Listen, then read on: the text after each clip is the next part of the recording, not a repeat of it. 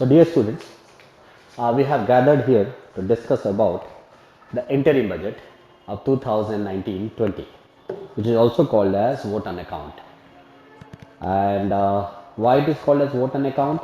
Because government seeks parliament approval to run its expenditure for the next 4 months, January to April, because we all know that election happens in the month of May, and this year also it is in the month of May. So the new government will come, and then a full budget will come in that time.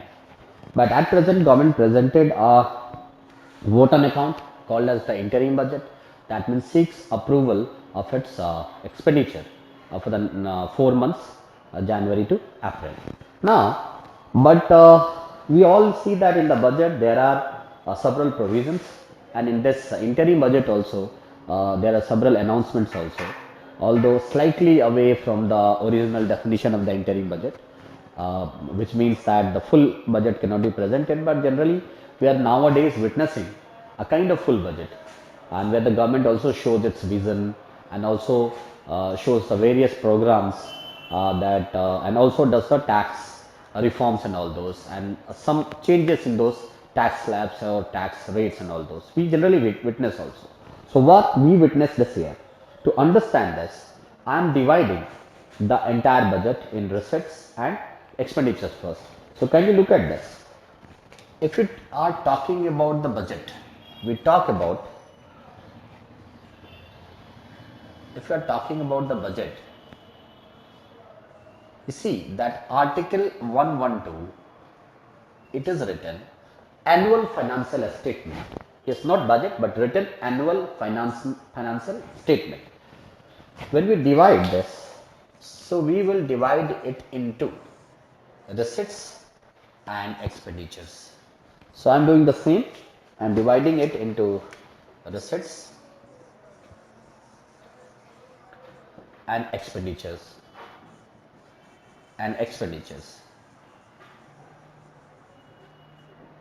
See, in receipts, we can also further do the division of it. One is called as revenue receipt, another is called as capital receipt. Revenue receipts, another is called as capital receipts.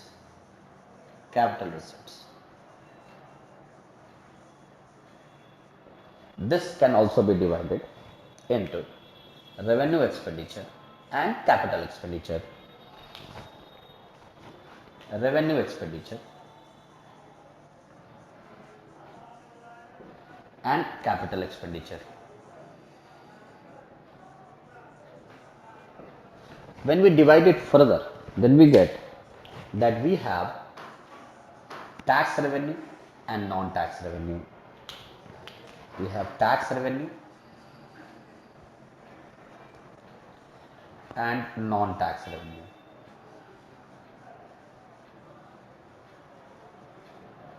If we talk about tax revenue, so revenue from all kinds of taxes.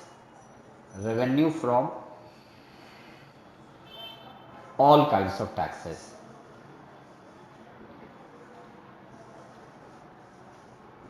If you see the non-tax revenue, we are talking about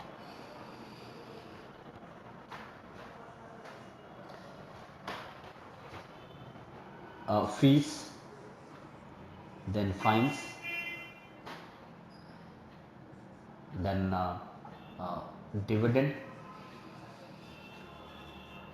of PSUs, public sector undertakings, then interest if government has given loan to someone, interest and get that interest. Then there is one concept called as escheat, there is another concept called as special assessment.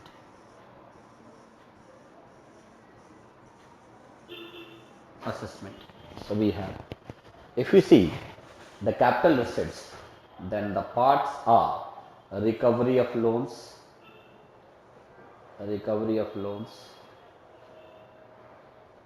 then borrowings, then disinvestment.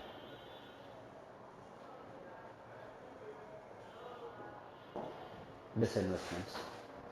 So we can divide this entire budget into this. Generally, as I told you, that budget is an annual statement in which the expected receipts and expected expenditures are mentioned. But it also consists of the estimates with the revised estimates and the amount and the expenditure revenue of the last year, and it also includes the expected receipts and expenditures. So that's why if you divide the budget, we divide the budget into two parts.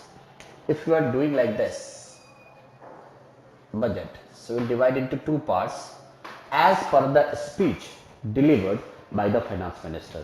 In the first part, part 1 and part 2, you see that in the first part he deals with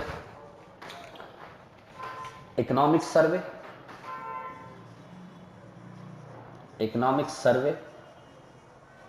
and allocations, fund allocations to various sectors.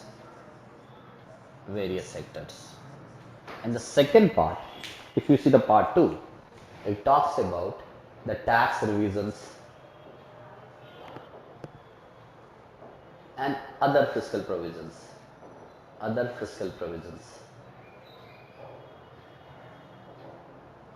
So when the finance minister stands and he presents the budget, he divides the budget presentation in the form of a speech in two parts.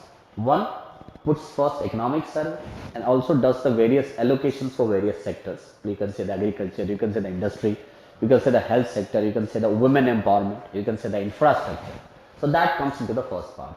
And second part, he talks about the tax revisions and other financial provisions. So in that way, he presents the budget. But see, when we talk about the budget, as I told you that it is an annual financial statement. So first part we are discussing about the receipts, and next is what? Expenditures. So when we talk about the receipts, we have two kinds of receipts. One is called as revenue receipts, another is called as capital receipts. Even that revenue receipt would be divided into two parts. One is called as tax revenue, another is called as non-tax revenue. If we see this tax revenue, then we see that revenue from all kind of taxes. When we see the non-tax revenue, then we have the various components of it. We have the fees, fines, dividends of PSUs, then interest, then escheat, then a special assessment, etc., etc. And capital receipts we are looking at recovery of loans, then we have the borrowings, then we have the disinvestment. Then expenditures, we have the revenue expenditure and capital expenditure.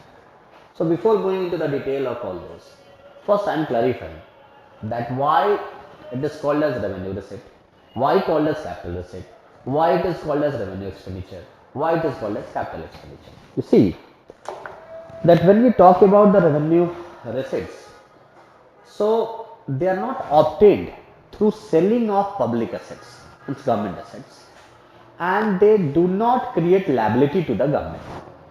It means liability means any kind of burden on the government, because they do not they are not obtained by selling of public assets, and also they do not create liabilities to the government.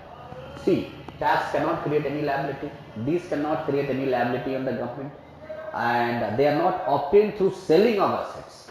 But you see, if you are talking about the capital receipts, they may be obtained through selling of the assets like disinvestment, public assets, government assets, and they can also create liability. Borrowing is a liability. We all know that banks, in the banking definition, the receipts, you can say the loans are always called as assets, while deposits are always called as liabilities.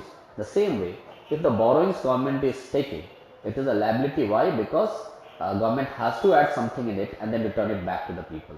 So now this. But if we talk about the expenditures, so revenue expenditures actually they are to meet expenses of the government, but they do not create the assets also.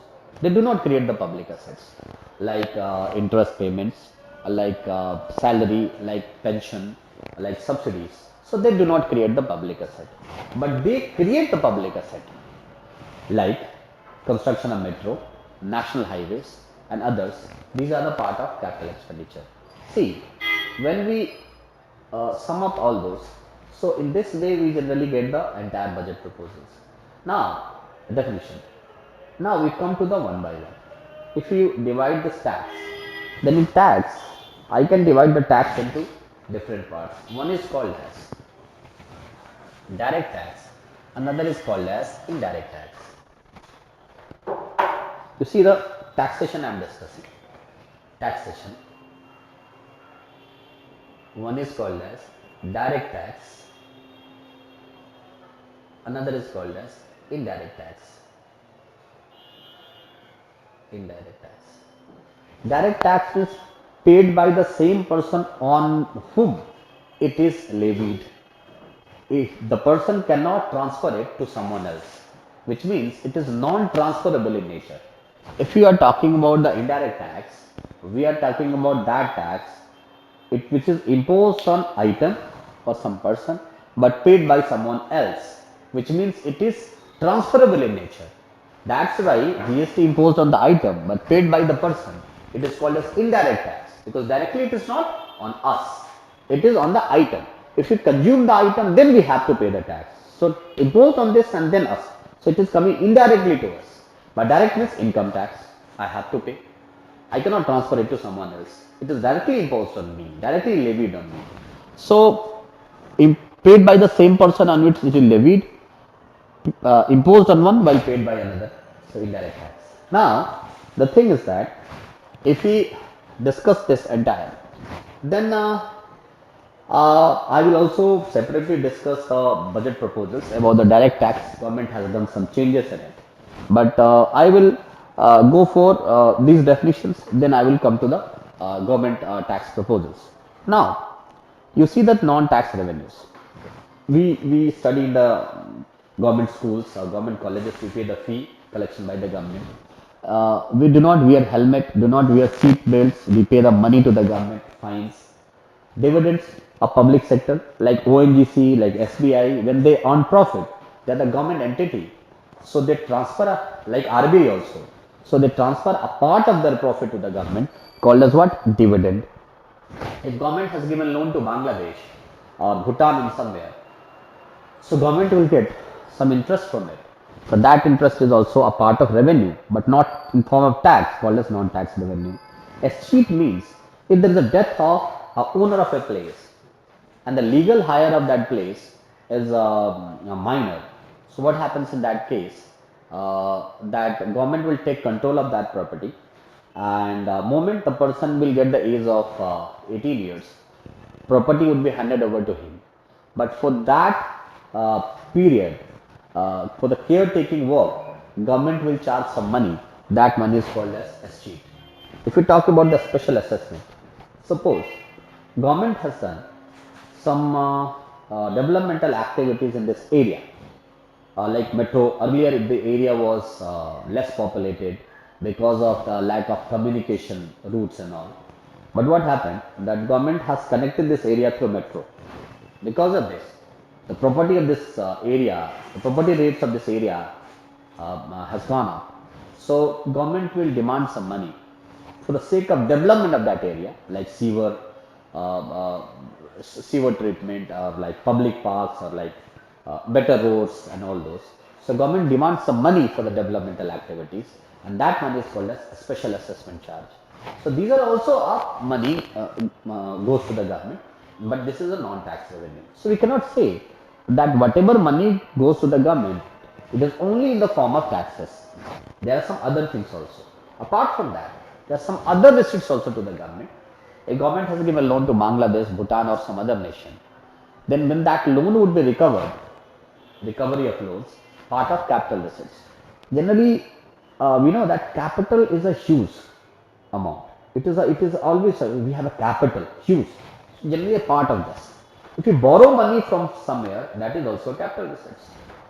And if government sells some items to, government sells its units to the private sector, then that is called as disinvestment, and later on more than 50%, then it is privatization. So that is disinvestment.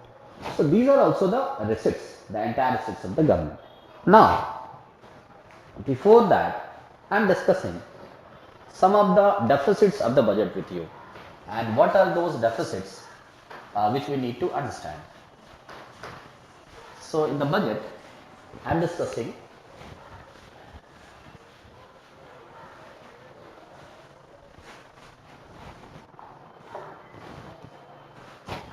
deficits, and we have the various deficits in the budget. And see, the first one is we are talking about called as revenue deficit. Revenue deficit.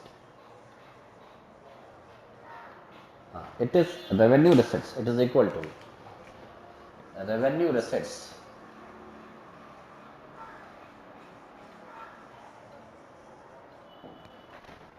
and see it is deficit. I'm sorry. It is revenue expenditure minus revenue receipts. Revenue receipts. And see, the second one is, we have just discussed this, budget deficit. Budget deficit. And it is equal to total expenditure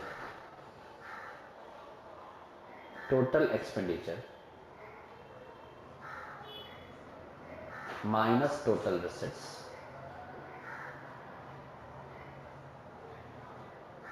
Total receipts. Total expenditure means revenue expenditure plus capital expenditure, and total receipts means revenue receipts plus capital receipts. Yes. Now, before 1997, government, this was the basis for the government policy determination. Now, government always consider this fiscal deficit to make its policy, and why? So the third one is fiscal deficit.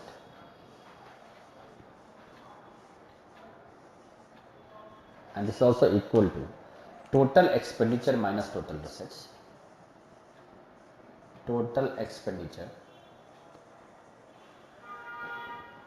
minus total receipts.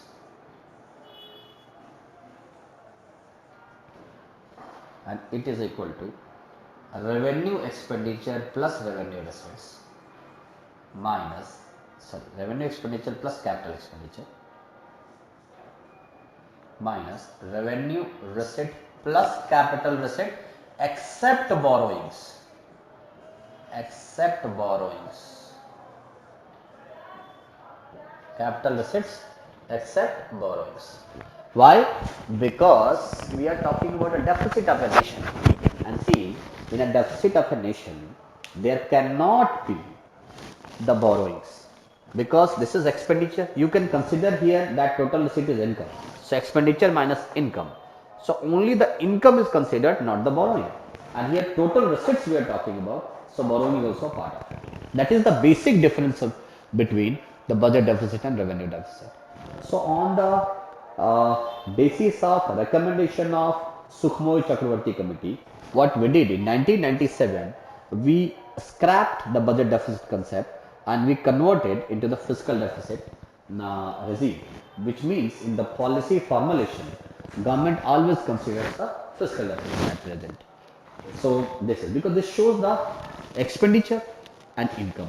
So this is the gap, which is the deficit. Government always makes a plan to increase the revenue to bridge this gap, or increase the expenditure, no issue, but revenue should be increased more than that, so that this gap would be bridged. Some unwanted expenditure should be stopped. Now, if you see the fourth one,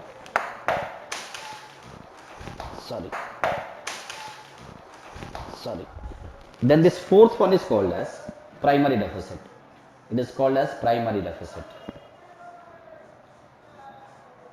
And this primary deficit is equal to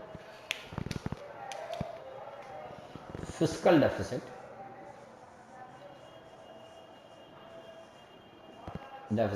minus interest payment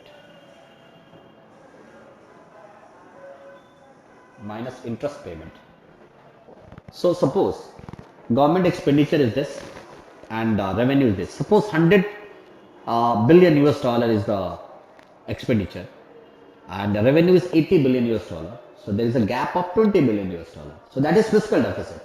But see, if the expenditure is more and revenue is less, but this additional expenditure is done on developmental activities like housing, like education, like infrastructure, like women empowerment, then there won't be any issue. But see, expenditure is this and revenue is this. So this additional money has been paid to pay the interest of the old loan. It means less developmental activities have been done with this additional money, and which is clarified by the primary deficit. That fiscal deficit you have, but how much money is spent on developmental activities and how much on the interest payment of the old loans. So this shows the direction of the fiscal deficit, that it is going where. Now, if you see that in the FRBM Act, what we did, that we introduced one fifth concept, and that fifth concept is called as effective revenue deficit. Revenue deficit, which is equal to revenue deficit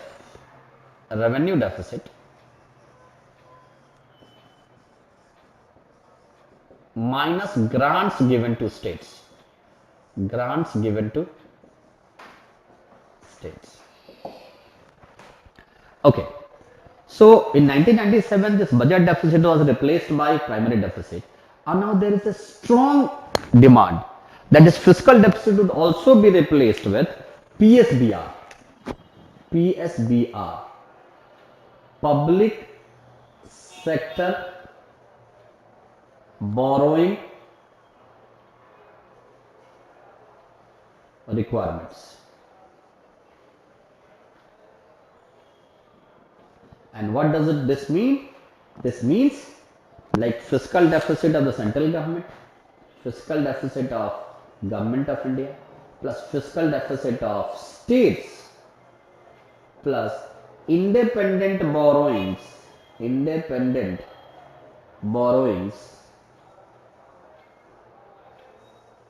of public sector undertakings.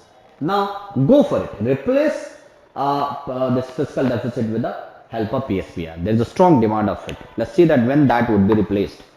Okay. Now by that way I have discussed the basic ideas behind it. So before going to the proposals, now I am dividing the entire interim budget in some different segments. So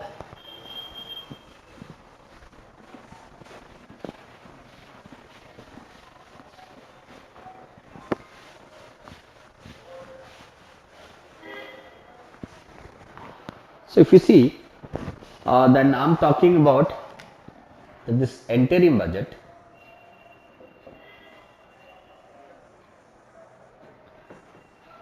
Vote on account,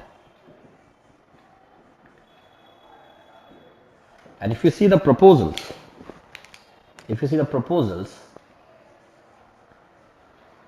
so now we are dividing into different categories. You look at the tax reforms.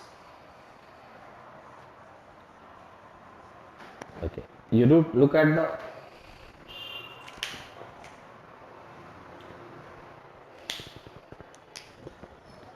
agriculture.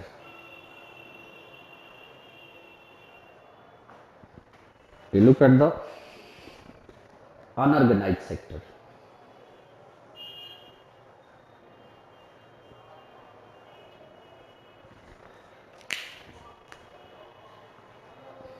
Look at the defense.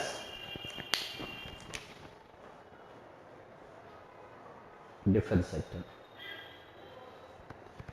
Look at the infrastructure.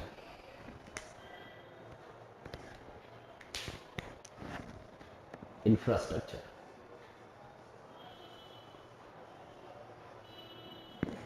So first I am keeping this budget proposals with you, and under it I am discussing the tax reforms with you so that you can easily understand this tax proposals. Now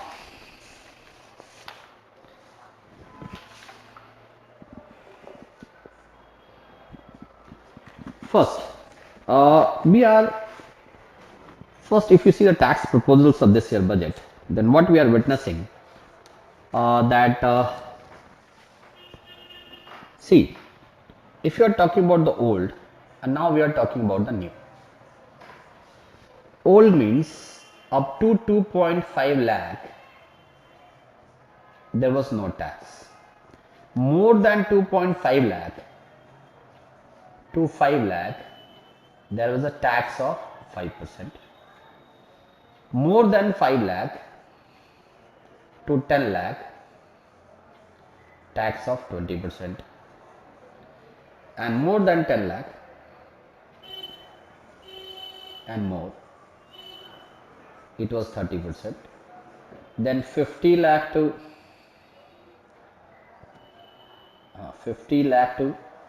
1 crore 10% surcharge, and 1 crore and above 12% surcharge.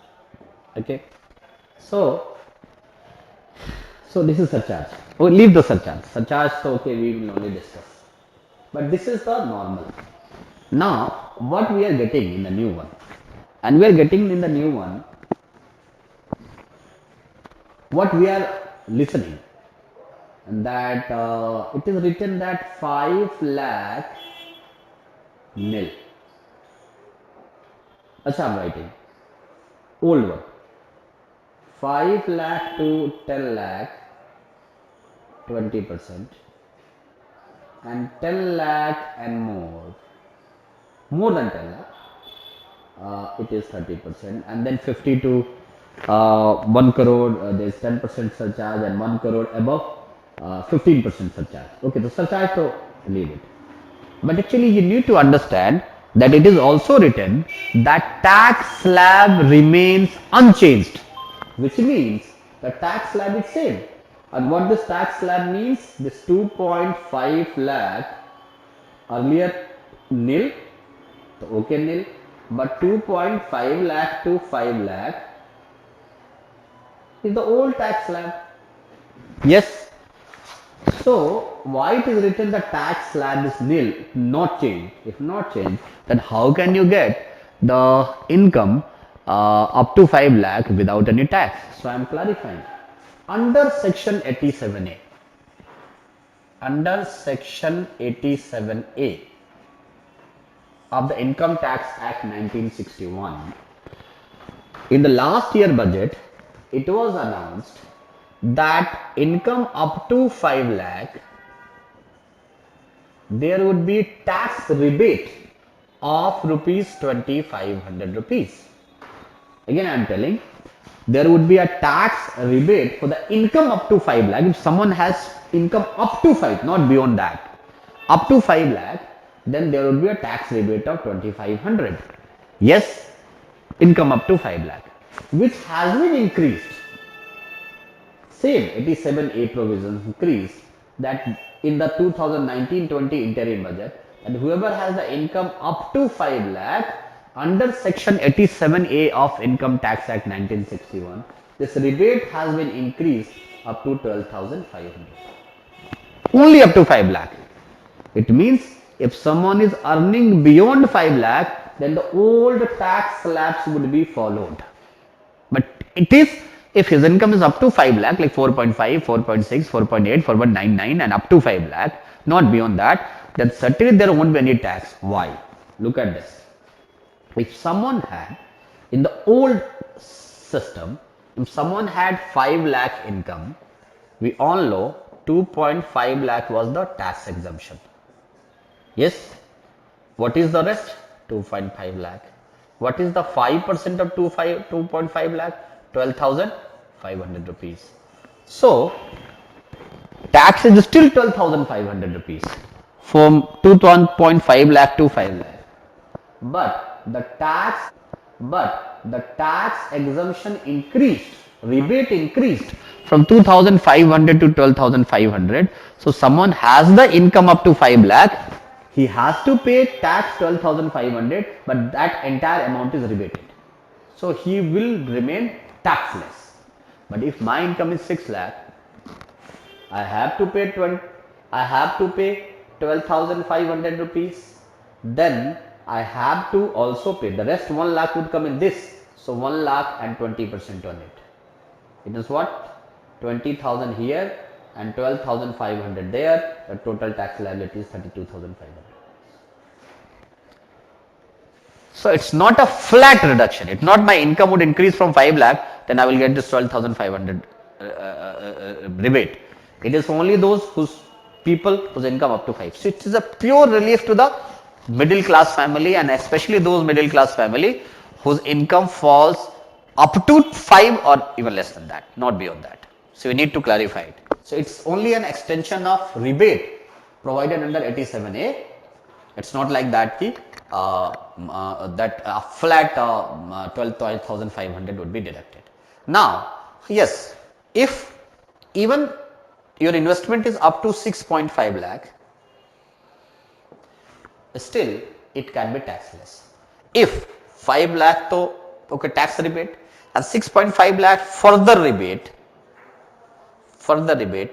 if you are investing into provident fund, if you are investing into the life insurance policies, if you are investing into the mediclaim policies, mediclaim provision provided that it should not be more than 25,000 rupees annual premium. So if it is up to 6.5 lakh, still it is taxless.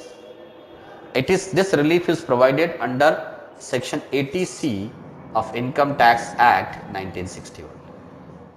So again the further rebate would be extended if the rest 1.5 lakh in a year, if you are investing on the public provident fund, life insurance and mediclaim policies.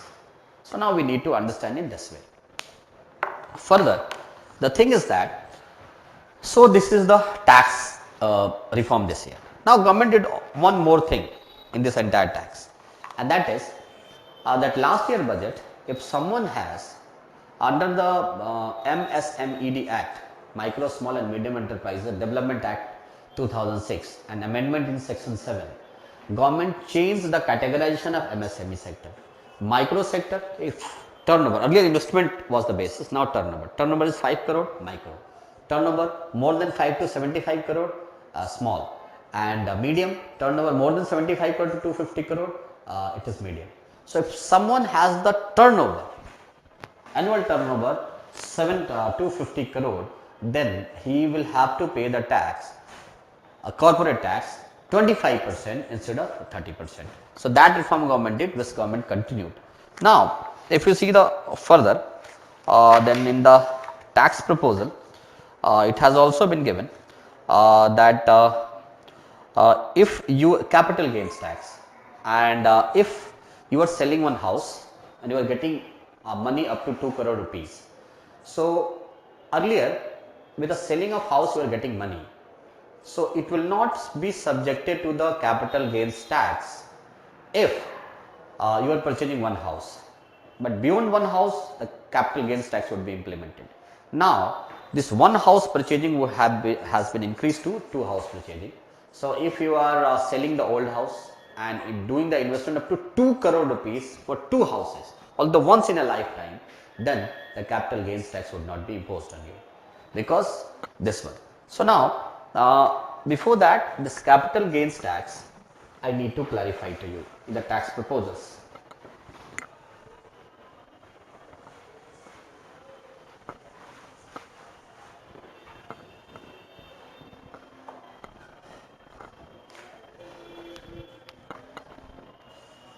Capital gains tax.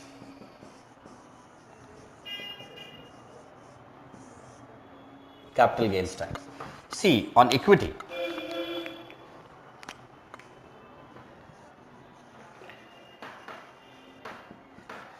and on immovable properties, including jewelries,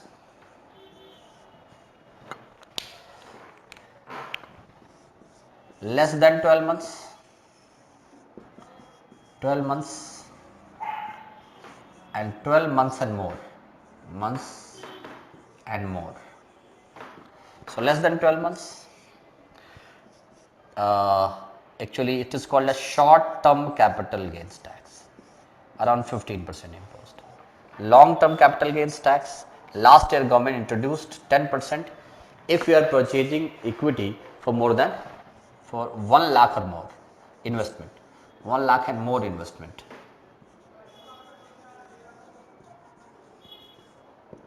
Achha. If you are talking about immovable properties, then short term for 24 months, yes, and 24 months onwards, long term. So, capital gains tax imposed on this short term, long term basis. So, if someone is selling old house and getting 2 crore rupees, so he can invest into the 2 houses once in a lifetime, and there won't be any capital gains tax on it. If you see now, there was a TDS, tax deduction at source, and in TDS, if someone is doing fixed deposit, so earlier if interest was up to 10,000, there was no TDS charge. Now, if the tax increased to, the return, the investment would increase to 40,000 even, still 40,000 interest on through fixed deposit on any kind of fixed deposit would not be subjected to TDS. Tax deduction source, we all know that it is 10% of the income. Suppose my income is 5 lakh rupees. Yes, so 10% means what? 50,000 would be deducted and later on adjusted through your income tax slabs. So, that is also a tax proposal under it. If you see, if you are getting the rent up to 2.4 lakh yearly, then still that the tax would not be imposed on it. Earlier it was 1.8 lakh. Apart from this, there is also a proposal that if someone is constructing the affordable houses, then he would also be given a tax rebate. So, in the tax benefits, we have done these reforms. Now, we move further.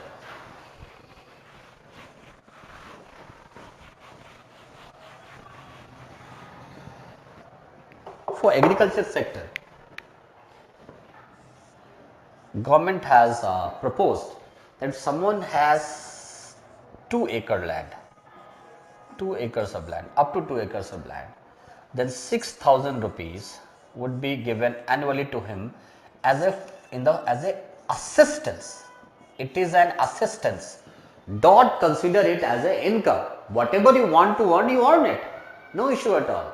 But it is only an assistance and given 6,000 rupees yearly in 3 equal installments, and there would be a retrospective implication of it, imposition of it. Why? Because it would be imposed applicable since December 2018, and 3 installments it will be given. That means 2,000 rupees each, and the first installment will come in March 2019. That means already implemented. So, this agriculture sector, government has given some fillip and to those people to assist them some sort of income to them, so that you can easily move forward. Now, this we witnessed regular MSP, that means 50% more on the agricultural product, that we witnessed last year. Government allocated on the Rabi crop also and Kharif crop also. Apart from that, government has for the protection of cows, government has introduced 750 crore rupees, and it is that what Rashtriya Gokul Mission, and also set up a Rashtriya Kamdhenu Ayog for the protection and to increase the protection and productivity of cows. Now, when we move forward, then we see that we generally talk about the integrated rural development. We talk about the integrated rural development. It means this is a village, and this village would develop if the agriculture would be strengthened, if food processing industry would be strengthened, if animal rearing would be strengthened, animal rearing would be strengthened. Yes, if there would be better hearts, last year budget announced Gramin agriculture market, that would be strengthened. So, keeping this integrated rural development, what government announced that this, if someone is taking loan under Kisan credit card and doing the animal husbandry, then there would be interest subversion and of 2%. That means if 9% rate of interest, he has to pay the 2% only. And if he will do the timely payment of it, further 3% deduction on it. It means a person from the agriculture sector, if he is doing the animal husbandry, if the rate of interest on the Kisan credit card is 9%, he has to pay only 4% in it. Why? Because 2% interest subvention because he is doing animal husbandry work, and 3% for the timely payment. So out of 9, 5% would be subvention, subordination, and the rest 4% would be the part of it. So you have to pay. So that government introduced under the agriculture sector. Now a separate department of fisheries also government told that we will do, and under PM Kisan Samman Nidhi already told that government is going to give this 6,000 assistance, and the name of this scheme is what? PM Kisan Samman Nidhi. PM Kisan Samman Nidhi is that way. Achha, for further, if you see for unorganized sector, government told that 50% of the GDP comes from this unorganized sector. That means if someone has income up to 50,000, income up to 15,000 rupees, then and he is joining it at 29 years of age, then he contribute 100 rupees per day, per month, and after the 60 years, after 60 years of age, he will get 3,000 rupees per month pension. Per month pension. 60 years, he will get 3,000 rupees per month pension. And if he is joining it at the age of 18 years, then he will have to cut 55 rupees only. Yes, and after the 16, attaining the age of 60, 3,000 rupees per month he will get. It means it is the biggest, one of the biggest boost to the unorganized sector, which contributes around 50% to the GDP of the country. So a relaxation, a step towards the social security. Why? Because we all know that people, young time anyone can earn, but during the old time he has a problem, and that problem government has tried to solve it with the help of this unorganized sector, dole to the organized sector, unorganized sector. So actually it is Pradhan Mantri Man Dhan Yojana. Yes, that means for those people who are providing contributing to the GDP, there is a need to increase their their samman, and for that unorganized sector government has given this toll. For the defense sector, for the first time government has allocated more than 3 lakh crore rupees for this defense sector, if you check. So that is also we have, and in the budget. This one, and now just moving. Okay, now just moving to the infrastructure sector.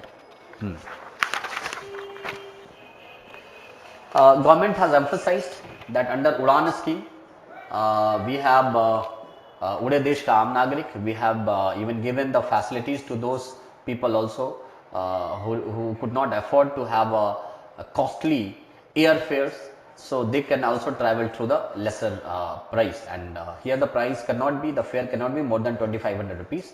It is for the distance up to 800 kilometer only. This Udan scheme government introduced, so to connect the small areas through air routes. So that government introduced. If you see that Pakyong airport, a place belong to Sikkim, that also connected through the air. The Arunachal Pradesh also connected through the air. If you see that Tripura, then Mizoram and Meghalaya for the first time connected through the rail route, because since independence they did not have the rail route, first time connected under this government. Apart from this, you see that Eastern Peripheral Expressway, Western Peripheral Expressway, they had been stuck for the last 8 to 10 years and there was no progress in it.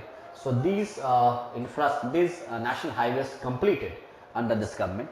So government boasts of a better railway service, a clean railway service, and also talks about per day 27 kilometer national highway construction under its regime, and also some of the stuck projects government finished, so government is taking credit of it.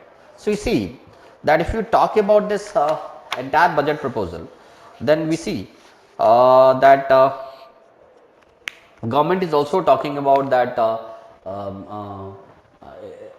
that it is the safest railway year.